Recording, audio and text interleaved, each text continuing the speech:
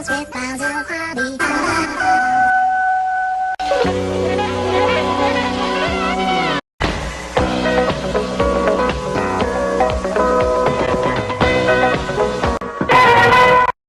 Welcome back to Pat and Ken at the Holidays. I'm Pat McDonald, the Uber critic. I'm Hard Rock. I'm Coco. No, I'm Ken Candela, the movie wag. Joe. Okay, Ken, I picked this one. I do want to go over all the classic holiday pictures. Now, when I talk classic holiday, I talk about any movie made before 1960 that had a holiday or Christmas theme to it.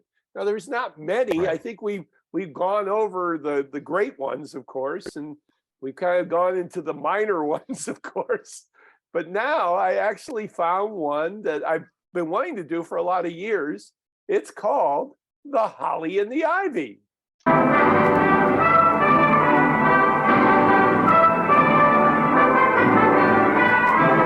It's a British film. And it's probably the British. How do we compare it? I mean, I looked at it as just as a slice of life of this family that we get to know. Is it post World War II? Yeah, we're talking post the war. Britain is going through a transition. Everybody's kind of going through a transition.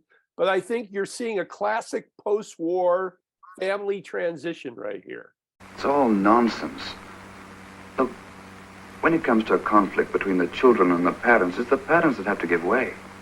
Otherwise, human life couldn't go on. Talking like a textbook, David. Maybe I am, but you know me. You know, right. Urban versus the country, the religion versus the non-religion. So it's much more mature than anything that America was doing at the time, I think. Oh yeah, absolutely. And the basic premise is is it Ralph Richardson plays a parson? Father.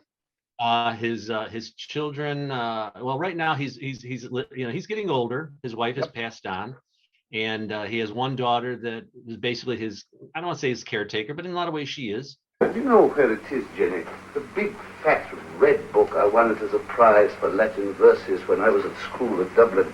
You know, that was the first time I realized the size of human history.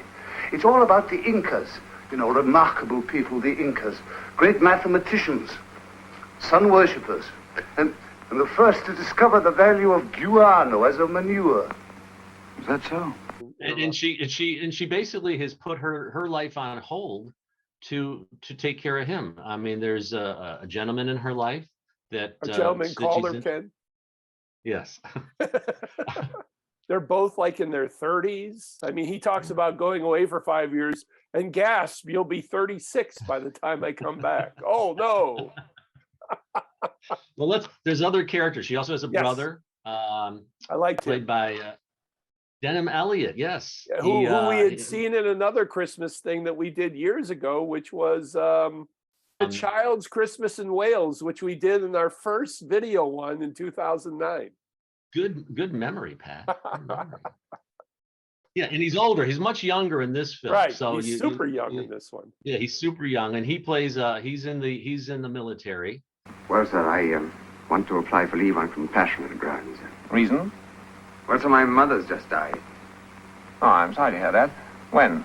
Well, sir, last May, sir. But the point is, Last May, 8 months ago. sir, and this year my sister's got a cope on her own. I said I'd try to get back and help her if I could. Of course, it doesn't really matter, sir. But they do finally give him, I think, a 48-hour pass or something to go. And this was the farcical kind of Monty Python-esque sort of thing. Very, the very staunch Sergeant Major, whoever he was, going into the colonel. And it was so well, so British. I loved it. Yeah. It's kind of like, though, in that scene, they were kind of yanking his chain a little bit. Exactly. They were. So that was kind of a nice scene. And then he has another. There's another daughter who I believe is in the fashion industry. Seize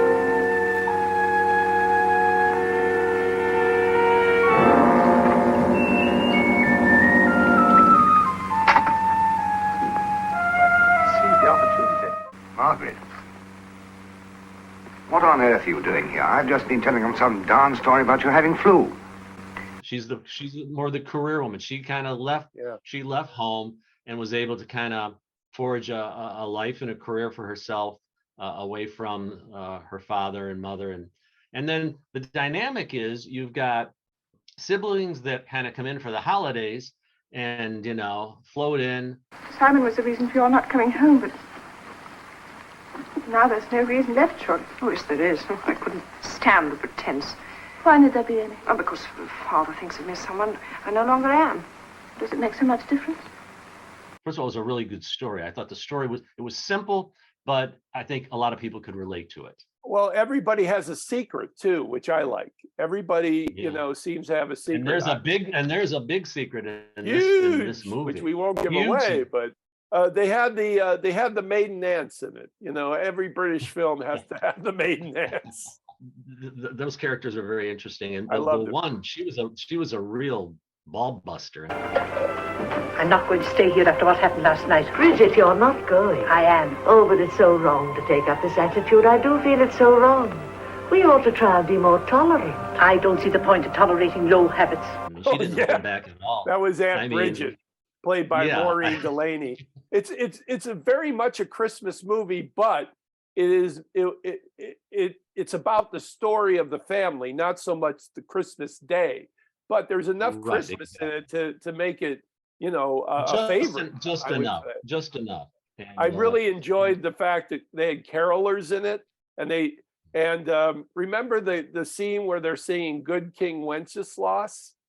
To the page and stand by me, if thou knowst it telling. I think in Love Actually, they did a tribute to that scene. Good King Wenceslas looked out on the feast of Stephen, when the snow lay round about, deep and crisp and even. And toward the end, the father basically really opens up to his children. Yeah, and says, a really remarkable scene. Really, absolutely. But you think because I'm a parson, I know nothing about life? Why do you think I was ordained in the first place? Do you think it was because I was so easily shocked that I couldn't face realities? No, of course not. As a parson, you have a different attitude to life. Well, if that's the way I've made you all feel, I've failed. This is the post-war austerity. This is like stiff upper lip and let's have a fire in the fireplace and that's your treat. Enjoy. I would highly recommend it to people. Yeah, highly recommend it. They just want to have a fine, small, intimate portrait of a family from post-war England. All right, your Christmas Bell rating for holiday.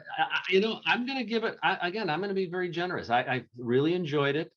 So I would give this a solid 4 bells again. I think it was, the production value was good.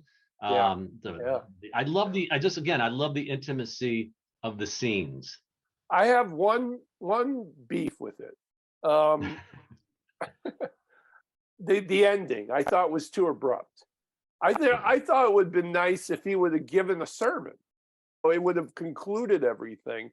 I think they really missed something there. So I'm giving it 3.5 bells. Holly and the Ivy. Check it out. 1952, and you can see it on the Internet Archive for free on Christmas Eve. It's a good Christmas Eve movie, I think. Cheerio. On our next installment of Pat and Ken at the Holidays, we go back to 1977. Bob Hope, who did a special every year, whether we wanted him to or not.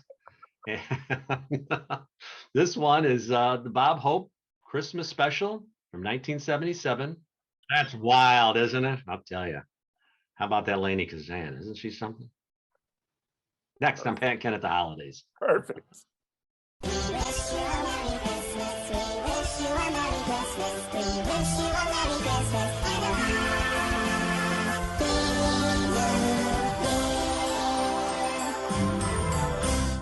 She's an alcoholic like you are, Ken. I'm drinking tea, by the way.